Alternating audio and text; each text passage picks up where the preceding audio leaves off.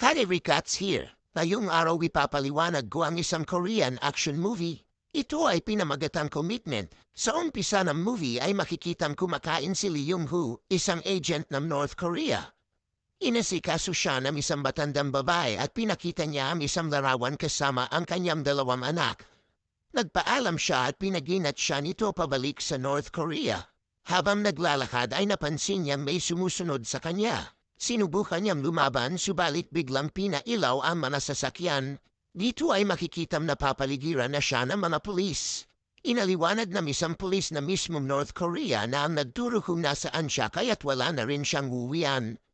Dahan-dahan niyang kinuha ang larawan na nakatago sa kanyang jacket.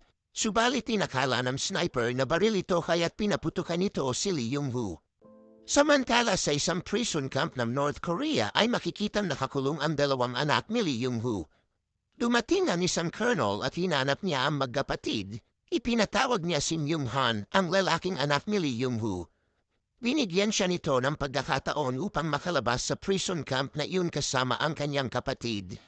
Ito ay kung papayag siyang maging agent ng North Korea kagaya ng kanyang ama. Samantala sa South Korea ay ilang patayan ang nagaganap. Ang mga biktima ay mga agent ng North Korea. Pinag-aralan ng mga pulis ang krimen at masasabi nilang isang magaling na assassin mula sa North Korea ang suspect na ito.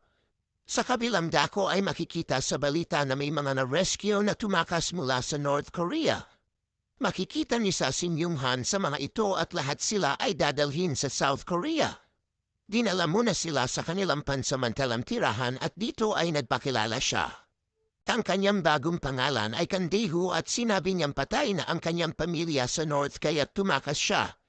Isang mag-asawa ang pumunta dito upang ampunin siya.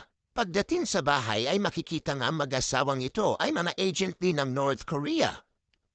Binalaan siya ng mga ito na huwag pakikialaman ang kanilang mga gawain upang hindi rin siya pakialaman ng mga ito. Kinaumagahan ay pumunta siya sa eskwelahan upang magpanggap na isang mag-aaral. Nagpakilala siya sa klase subalit natawa ang mga ito sa boses niyang napakaseryoso. Inaupo siya ng teacher sa bakanteng upuan at pagkatapos ay umalis na ito.